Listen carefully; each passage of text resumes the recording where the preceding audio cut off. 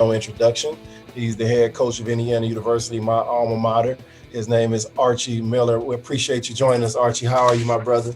AJ, I'm doing good, man. Appreciate you having me. Oh, no doubt, no doubt, man. The first thing I want to ask you, man, because my real name is Arthur. I don't know if you knew that, No, and I didn't. but there's only one person who calls me Arthur, and that's my mom. I wonder who's the person who still calls you by your real name. Well, that's definitely the same for me, man. My mom gets disgusted, for a long time. Absolutely, Disgusted for a long time when she heard the word, Arch come out of anyone's really, mouth. Real name's Ryan, but right. my mom and my sisters, basically, really just the females all around my family call me Ryan. Everyone else obviously calls me Arch, but yeah, there's no doubt about it. My mom gets disgusted, a lot of times when she hears Man, when I hear my real name, it brings shock value to me now. So when I hear somebody say Arthur, I'm like, like, because I know it's somebody who know me that. personally. So when I did my research, I didn't even know your real name was Ryan. When I saw, I was like, I mean, we got something in common right off the top, other than No being question. straight up hoopers. But the segue right into that, man. What was upbringing for the Miller in the Miller household? What was that like for you growing up in Pennsylvania? My lived in Beaver Falls, Pennsylvania. My whole life. Right outside of Pittsburgh, and Western PA is blue collar. When it comes to athletics, football is really king. But it's a star it's a star-studded history where I'm from, just in terms of Hall of Fame football players, basketball players, you name the coaches that have come out of Western Pennsylvania. It's a place that's synonymous with sports. Absolutely. And my family, my dad was a high school basketball coach, for Mhm. a long time, and ended up, having to, coach my brother Sean, obviously all the way up through, and then obviously I came up behind him. And, he had great teams and whatnot, but I also had two sisters as well. My younger sister Lisa, she ended up playing in college. Okay. So we were in a household where basketball sort of became the number one priority outside of whether it was going to school or doing what you're supposed to be doing. And Absolutely. my dad, I would say back in those days, probably when you remember, drilling camps, Uh-huh. traveling Yep. around, it wasn't so much as travel ball and AAU ball, when Yeah. I was younger. It was much more along the lines of, camps, and you're going to places to play against different types of people from all over the place. But I was fortunate, man. I was fortunate. I had a dad who spent a lot of time with me.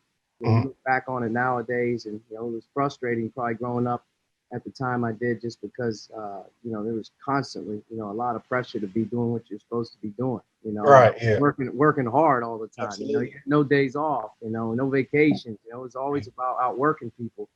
But looking back on it now, the amount of time that I was able to spend with him, and the amount of time that just being around somebody like that was driven, it sort of really, without you realizing, it puts you in a position to be successful in a lot of areas if you so choose. But basketball became the thing, and playing was my favorite thing to do. Probably a lot like you. I didn't see myself coaching, Right. until I was late in my college career. But it came natural, being on the court became a natural thing, and but it was good. It was a great experience, and looking back Yes. on it now, I wouldn't change it. Absolutely. And with a lot of athletes in the home, was it ultra competitive in the house between you, your brother, and your sisters? It's very unique though, because Sean's 10 years older than me. Okay. Yep. So when he's coming up at 15, 16, 17, I'm 5, 6, or 7 years old. Right. So there wasn't a real brotherly sibling rivalry. Now, my two sisters, they're right around my age. My older sister, Dana, is probably 5 years older than me. She didn't play Okay. basketball, but my younger sister was 2 years younger than me. She played Okay. ball, but it was Mhm. never, I never really had a sibling rivalry or that Mhm. type of thing. Our rivalry and your battle every day was dealing with, my dad. I mean, Right. Right. there wasn't any games being played with that you knew every day that you woke up. You knew when you came home from school. You knew when he came home from practice at night. I mean, there was always going to be something you had to answer the bell to. So to Absolutely. me, that rivalry kind of got trumped by that I guess that pressure of probably like with Coach Knight. You Right. wake up in the morning, the first thing you think about is, man, here we go. Yes. We're going today. We got to get going today. What's going to be coming at me today? So that's what it was like, though. Mhm. And so, what I find is that, as I'm talking to guys, they talk about their parents and their upbringing, and I try to identify which part of your parents' personality did you get that enabled you to become such a hard worker. And you kind of mentioned that with your father, but what from your mother did you get that kind of balanced you out? I think the biggest thing from my mom was family. Mhm. She stayed at home. Obviously, she took care of the kids. She did the laundry. She cooked the meals.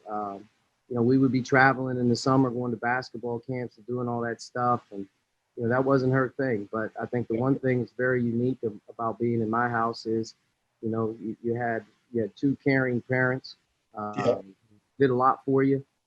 Were hard on you at the same time, but in different ways. I think you get the drive, you get your competitiveness, and probably a lot of the passion to do things probably from your dad. But when you have your own family, you get married, you do a lot of different types of things. You look back on how you were raised, and how you how you dealt with how you were dealt with, how you deal with your own kids. So my mom and dad both have a good imprint on me, just in terms of my overall philosophy, how I do things and whatnot.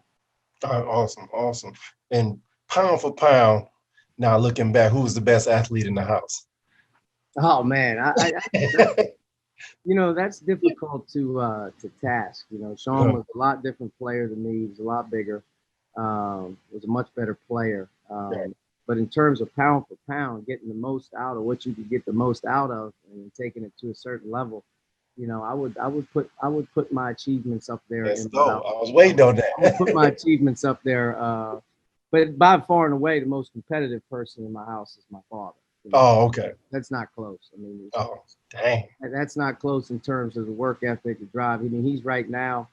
I told him right now, and it doesn't seem like he's any different now than he was 20 years ago, 25 years ago. He's still working out young kids and Mhm. moving around with the game. He stays busy, but without a doubt, just the work ethic and the hardest, drive definitely was my father. Who was the guys your father was patterning his coaching acumen after? Who were the guys? I think my dad had a bunch of guys. I think coming up Okay. that he really liked. In those days when he was growing up, if you talk to like a coach like Bob Huggins, Oh back yeah. to the you go back to the old Farrell teams, you go back to way back, in the Right. NBA, with Dick Okay. Muskie and all these guys. But when he came to college coaching, I'll be honest with you, he really, really plucked a lot from a lot of guys. Okay. He loved Gotcha. He loved Dick Bennett. Hmm. He loved Dean Smith. Yeah. He loved Coach Knight. Yeah. He would always, take different things from different guys. Don Meyer was another guy that he spent Yeah. a lot of time, working with his stuff. But, I think when it came to my dad and his philosophy of coaching, he offensively, he was a very fast paced coach, Hmm. but defensively, he became much more of like a Dick Bennett type of a coach in terms of how he approached things. But I would say one of his all-time favorites, though, was probably Dean Smith because Okay. he loved the break and he loved how Excellent. they played on the break and whatnot. And Hmm. in those days, in the '80s and the '90s, Dean Smith was really obviously really rolling. Right. Right. And what is the advantage and a disadvantage of playing for your father? I mean, you kind of mentioned like he was on you all the time, and just trying to get you better, not in a negative way, but what? Yeah, I think the advantage is you Mhm. probably learn the advantage a long time after. Okay, got you. The disadvantage of it is it's the everyday. You're seeing, you're seeing your friends, you're seeing other guys go out, hang out in the summertime, go do what they want to do. You're seeing guys, spend their time, your friends, doing a lot of other things. Right. The Hmm. frustrating thing about growing up sometimes was you couldn't really just be a normal kid. You Right. Yeah. working. You were working at it. Right. You were playing. You were traveling. You were busy. And but looking back on it now, I mean, I think about what we do with our players every day in college, and it's kind of like, man, I mean, what an unbelievable gift to have access to that at a young age to be able to Absolutely. understand what it was going to take. Absolutely. What you have to be able to express to your own guys about the work ethic and how. Mhm. I think more than anything, probably the most frustrating thing is just growing up. Right. You didn't look on a Friday night like Friday night was the same for you as everybody else. Right. Yeah. But it pays off at some point in time if you do it right. Right. And you go on to have a pretty good high school career. What was your most memorable moment from your high school career? Well, high school wise, I played on a terrific high school team. And, Okay. we won back-to-back state championships Awesome. in high school, but my second state championship, my junior year, we won back-to-back. I think it was the first time a team that went back-to-back in Pennsylvania in a long, long time. But that year, in 90, I believe it was 96, Kobe Bryant won the state championship in That's true. the class ahead Yeah. of us. Okay. So that year, just in general from high school, to be able to be, in the same realm as those teams, Mhm. back to back was great. Kobe wins it that March, and my dad coaches McDonald's All American game a month later, and Kobe's on the team. He's on the team. Oh, wow. I was able to spend some time in those practices and watching those guys. Rip Hamilton was that year. Mhm. I think the Big Ten. I think that some of the Big Ten guys that year would have been like the Team Cleves year. Okay. More please. Yeah. So, Yeah. but it was a great high school experience. Coming through, winning a couple state championships, but being in the limelight with my team at Yeah. that time was a big deal. Well, did you get a chance to play against Kobe at all? I did. I got a chance to run with those guys when they were in Pittsburgh because the game was in Pittsburgh that year. Okay. And you know how the McDonald's, the All-American game, some guys are coming in late from school. They got to finish up classes or whatever. Yep. So they needed some guys to run. And I ended up getting in the car one morning and going up with him to watch the practice. And he, you know how it is. It's like, hey, we need another guy. And he was like, hey, Arch, he just grabbed me out of the seats, You jumping into practice, all of a sudden you're like, oh man, what am I getting into? And Right. breakaway layup. No kidding. Breakaway layup. And you're running back kind of like a 2-on-1. Kobe had the ball coming down the right sideline on a 2-on-1. And, you're getting back playing 2-on-1 defense. Next thing you know, man, he put almost like a stiff arm out at 20 feet away. He almost palmed my head and just threw me out of the way. He dunked it so hard. Really? And I'll never forget it. He ran down the floor and said, "You gotta watch it, little fella. You're gonna get hurt out here." one of those things. That's crazy. Yeah. But it was a good time. In that time, it was like Tim Thomas. Yes. Probably Lester Earl, Tim Thomas, Kobe, Rip, Mike Bibby. Oh my goodness! I'm trying to think if there was a few other guys that really was Shaheen Holloway in that game. Holloway, Ed Cota. Yeah, Shaheen Holloway, Ed Cota. I can't remember if Jason Collier was that year. He was. I think he was. He was like the number 3 or 4 player in the country. I think Jason was. I actually played with Jason in a spring tournament down at Bob Gibbons' event one year. Okay. But Jason was, I think, that class as well. Yeah. Awesome. Hey man, that's a legendary. I hope you got that tape. I don't know if I have the tape, but I definitely have. My dad has a scrapbook, has some pictures on the wall of that. Absolutely. That's awesome, man. That's a hell of a go back and you look at the McDonald's rosters or all that stuff, you get a kick out of seeing what they did 20 years later. But there were some great players in that game. Yes, it was. I tell people I was probably 70th best player in the country at that time, and I was excited to be the 70th at that time, playing against Ronnie Fields and all these dudes that were top 10. Yeah, that's an amazing time for us, man. And you were like the class of '98, right? I was, I think, 97. 97. I was a year back, but my class, my class was unbelievable. Elton Brand, Ron Artest, Baron Davis. I'm trying to think how so many other guys came out at that time, but that time was Shane Battier. Yeah, was it Lamar Odom? No, Lamar Odom was in that class. Will Avery was in the class at the time, but you start looking back at some of those years, man, those players, and it's unbelievable. How good was it? It was so good, man. And you went. Did you have a lot of options from a recruiting standpoint going into college?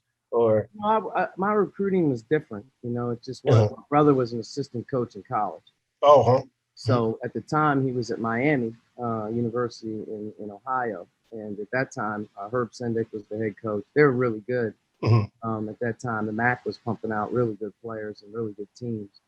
I probably wasn't going to go to Miami, coming up. I really liked UMass at the time. I liked Yeah, Cincinnati. they was hooping at the time. Had, UMass was relationships, hooping. had relationships with both of those coaches Yeah. way back. And then Sean, he bumped out of Miami.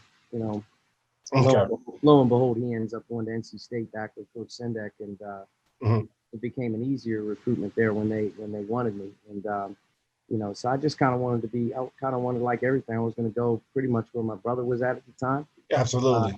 but I didn't take too many phone calls, man, and there wasn't a whole lot of people real interested in recruiting me at the time. Absolutely. Like, what the hell was that like being recruited by your older brother? Like that. I mean, nope. I don't think I've ever heard of that before. Honestly, I don't. Like, what No, was man, it that was like? Did different. he have to make the phone calls? Did he have to woo Yeah, you? it was different back in those days. You think about it now, you get a phone call from a coach Yeah. at your house. Right. Yeah. You get a phone call at your house. Coaches would call your house, and then you were getting handwritten letters. Yep. Yep. Sure So if you did. got a letter that wasn't handwritten, you were throwing that one out. And then you get the Right. ones that came in every day that actually had the coach who actually wrote to you. Yeah, a lot of mail, a lot of letters to read, stuff like that. Yep. And you walk into on campus at North Carolina State, and what did you find? From high school to college was your biggest adjustment on the floor and off the floor. Right away, size, athleticism, talent, age. Mhm. I was really small. I was a Mhm. small guy. Obviously, you hope that your skill level can translate, but man, you have to find a way to figure out how you're going to survive. Mhm. Number one, the weights, the Yep. conditioning, then the practices are starting, and it's like you're dealing with seniors because guys, they weren't all going pro 1, 2 years at that time. You were dealing with a lot of juniors and seniors, and Yep. man, just the size, the quickness, the athleticism, and it took Mhm. me a while. Took me a while to get used to college game. Right. I Yeah. think I think probably by about January ACC time of my freshman year, I started to settle in and was able to figure it out from that point forward. But I realized very quickly, like I was going to have to be good at something, and Yep. I started to really hone in. Like I got to really be able to shoot the ball to be able to survive this Right. game. Like Right. you're not getting by everybody, and Mhm. once you get in the paint, it's not the same as it was in high school, man. The game changes for everybody, but I would say that was the biggest shock adjustment for me was just the overall just size, talent Absolutely. adjustment that you were dealing with. And to preface that, man, and people don't understand at the time, the talent level in the ACC is always bananas in the ACC. It They is, yeah, spit out a lot of pros, but you talking Duke, Wake Forest. Wake yep, Forest was really good at the time, and everybody was good. It was like no nights off in the yeah. ACC. When I went to the ACC, and hit Tobacco Road in Right. 97, 98. At that time, there was only 9 teams in the league. Okay. You played everybody twice. It was the true round robin system Yeah. in the Yeah. ACC, and I think out of the 9, 6 of them were in the top 10 my freshman year. Hmm. So Carolina at the time had Antoine Jameson and Vince Carter, Ooh. Ed Cota, Shammond Williams. Those guys were number one in the country that year. Yeah. I think Antoine Jameson may have been National Player of the Year. But Yep. Duke was really good. Rashawn McLeod, Wojo was their point guard. Trajan Langdon, guys were great team there. Yep. Clemson, Rick Barnes was at Clemson. Oh, And great coach. I don't know. You remember Greg Buckner and Absolutely. Terrell, Yeah. That. Terrell McIntyre. Well, T Mac. Yeah. Those guys were really good. Yeah. No days off. Wake, Wake had Tony Rutland, and Yep. I remember Tony. Yep. they had I just start going down the teams, and It's I'm like no lights, no nights off. none, and I mean none pros, and it became that pretty much year in and year out for my college career. I mean, between Duke, Carolina, and Maryland, they all played for the national championship. Absolutely. Yeah. You guys walked, and I think I read this somewhere. You guys walked into Chapel Hill and stole one against a bunch of pros.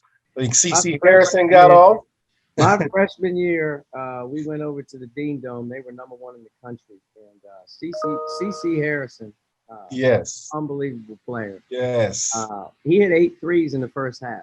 Damn. He had 8 threes in the first half, and I think he ended up going for like 35. But we went in there, Yeah, won, and placed. That's one of those deals when you really get a sense of what college life is like. You know, when you absolutely. drive the bus back from Chapel Hill back over to Raleigh, and people Right. absolutely losing it. And but that was a special game. Played really well that day. And, Hmm. I think I had double figures that day, man. Yeah, you knocking them in, and you being humble because you look at the starting line. It was Shammond Williams, I think, Vince, Adewale Ogalaja, Yeah. Anton Jameson, and Is it Mokhtar Njai? Akhtar was there on that team, and Yep. Ed Cota. Ed Cota. They played like 6 guys that year. Yep. That was the year I think Dean Smith must have retired that fall. So Coach Guthridge took over, and they had the number one team in the country, but they only played like 6 people. They had like a starting six, I think they called them. Right. And all 6 of them were like just ridiculous good, but they had such unbelievable chemistry on offense. The lobs, Absolutely. the dunks, the Vince Carter in college. I mean, it was like Unbelievable. great. You guys kept them from running. You know, yeah, that's looked like the key to that team was keeping those guys from getting those easy baskets and getting the crowd into it, fast breaking, alley ooping, and you guys defensively stymied them. And CC just had one of those He magic. did, yeah. He I did. think He had one of those magic. Oshawa, another great guard I played with in college was Oshawa Benjamin. He had, Okay. I want to say he may have had 8 steals in the game. Yeah, I think he had 8 Man. steals. I think he actually had to guard Vince Carter Oh the Lord. whole game. And Vince would play the 4 at Carolina. Yeah, yeah, I remember that. He'd be playing the 4-man, so like you know, he was going for all the lobs over the top. But Osh was a guard at 6'4", could guard anybody. But I think he had about 8 steals in the game. Yeah. Hey, I think you're downplaying that win. Like that win to be in the picture in the back right there. Like the box score would be back there if it was me. But we're gonna break it up real quick. It's right towards the middle to the end. I want to go into what we call our Hoosier 10. So it's 10 questions that any other fans would love to hear the answer to. And the first question I'm going to ask you: what is your first place, your favorite place to eat in Bloomington? My favorite place to eat in Bloomington. Bloomington's very underrated for food. Very underrated. They got a lot of places in here really good. So if you say Yep. you know, you're gonna probably make some people mad. But Absolutely, because you're the head coach, I'm gonna let you give me two. I would say this. If you're gonna come into Bloomington and you got to hit a staple and you want an unbelievable meal, most people are probably gonna go for the steak and whatnot. Okay. You gotta go to Little Zagreb. Little Zagreb, yeah. Hit Little Zagreb. Gotta hit Little Zagreb when you're in Bloomington. It's an unbelievable spot. Absolutely. What surprised you the most about Bloomington when you arrived on campus? Campus itself. Yep. The campus itself, beautiful. Unbelievable. Like Yep. I've been in the Pac-10, been in the ACC. I was in the Big Ten as an assistant. And you know, when you're traveling around playing games and whatnot, you don't really get a sense of the schools. Yeah. You see the buildings and whatnot, but my first experience in Bloomington for the first couple of days, I could not believe what the setup and how beautiful the campus was. Absolutely. It's picturesque. Almost every place you turn. You know how it is. You bring a family here and they walk around for a little bit. It's just like, man, it's like almost a perfect setting. So Absolutely. that was the thing that probably surprised me the most because I wasn't very familiar with the campus life and whatnot. But it's a great setup here. Yeah, awesome. Who was your first IU commit? My first IU commit. Gosh, I have to think back. And 3.5 years goes quick. But It does. Our first commit would have probably had to have been, I'm going to say maybe Race Thompson. Race Thompson, okay. May have been Race in June or July of his rising senior year. He decided to graduate early in redshirt his freshman year in college. But I think it was Race Thompson was the first guy that we got, and I'm glad we got him, man. He's an unbelievable kid. It seems like an unbelievable kid, man. What loudest place to coach at outside of Assembly Hall, where you had to say, "Hey, get their attention," lip reading, you know what I mean? Which gym? In the Big Ten, I would say, Purdue's obviously, one of the toughest environments that Indiana's going to go into without question. Yeah. I think that, Breslin Center. Yeah. Speaks for itself. You know, it's a great place to play as well. Um, Road environments overall, though, I would say since I've been at Indiana, the night that we played at Cameron a couple of years ago, Ooh. Ryan and Yeah. those guys got it jumping in there real early. Yeah. Uh, I swear they're pumping in a lot of noise into those speakers in there because the place isn't that big. You know, the Yes. place isn't that big. But I will say this: the most impressive building that I've ever been in on game night is Assembly Hall. Oh, for sure. Uh, Without a doubt. you know, there's those places that, as you know, or even you who played a lot of games or have been in a lot of arenas, even you every once in a while kind of look around like, Yeah, absolutely. Like, oh, you know, this is yep. what's happening here tonight, you know. So, but Assembly does that. You know, it has those moments where you're like, man, we're not losing tonight. This place is, you know, on fire. And, Absolutely. you know, so I think we're very fortunate that our place. Very fortunate. What's the most interesting fan encounter you've had so far? Oh man, I mean, I really, to be honest with you, I don't think I've had too many really bad fan encounters Mhm. in my coaching time. I had a few when I Oh, was really? a player. You know, at Duke, I think my freshman year at Duke, I think those guys had a fishing pole with a diaper on it, and they threw it out on the court. Wow. They said I looked like a little baby. That is brutal, man. They had some good. I coached Nigel Dixon at Western Kentucky my Uh-huh. first year. Nigel was a transfer from Florida State. He said when he went to Cameron, he didn't go up for warm up. Right. He stopped going up. They were throwing Snicker bars on the court and stuff like that. And he said he stopped going up after about his freshman year. He had enough. People don't understand how brutal and Oh man. verbally abusive these fan bases can be. Who is the roughest fan base on you in the Big Ten? Roughest fan base for me on the Big Ten, I would say. I think, you know, to be honest with you, it really has to deal with like proximity of the people to Yeah, you. for sure, for sure. Because Yeah. there's some places that you're at, you don't hear them as much, and then there's other places where they're like really right behind you. Right next to You you. want to turn around and just like grab them every once in a while. But I think that like the one place that's really annoying is Ohio State. Ohio State. They've Okay. switched the students. You know, so now the students aren't in the end zone like they used to be. They're actually right behind you. Behind you. You know, it's a quiet place sometimes in the shot. It's big. Right. Yeah, there's always a couple guys within reaching distance of you. Which in said reaching distance. Yeah, you could actually touch them if you For wanted. real. You I know? know you think about it like, God damn, like Every once in a while, you cross know, your mind. You you know be what I so mean? locked in. I know you barely hear those people, but we can see it. And I remember just being in warm-ups and coaches would come out and they just ripping the coaches. I'm like, what is going on? I mean, most of it is jovial and fun, but it's just like it just never stops when you go on the road. So what is your most memorable moment at IU so far? Oh man, memorable moment at IU so far. I mean, I would say that we've had a lot of good wins. You know, we've had a lot of good wins. You're waiting for those breakthrough moments when you can really, you know, grasp onto it. But I would say that we've had, without me realizing it, probably I would take the Michigan State game Yeah, a year ago at home. I remember that. I watched that. Heck of a win Yeah, on a heck of a night. You know, I think they told me after the game it was the most watched college basketball game in Fox history that night. really. It was like a Thursday night Fox game. I think Mhm. Gus was on the game with Bill Rafferty, but the environment alone in there was a really, really, really good night. Absolutely. And finally, man, who's on your Mount Rushmore of college basketball coaches? Oh, that's a tough one.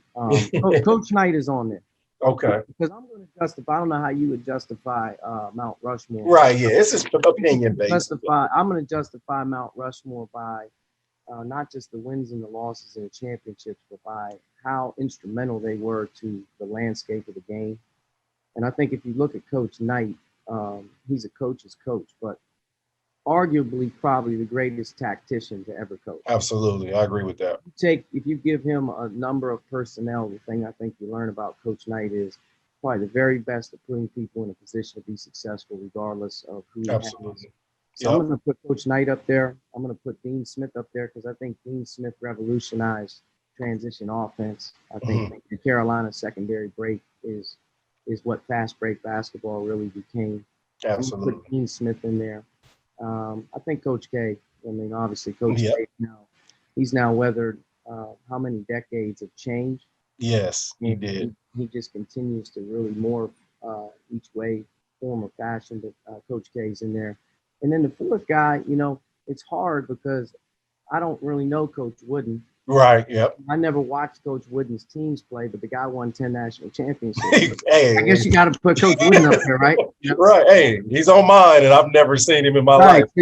So you got four right there that I would say that that's who I'd go with. I think there's some other guys though, man, that people Absolutely. don't probably give enough credit to for how good coaches they are. And there's probably some guys coaching the game right now that could end up on there before it's all said and done as well.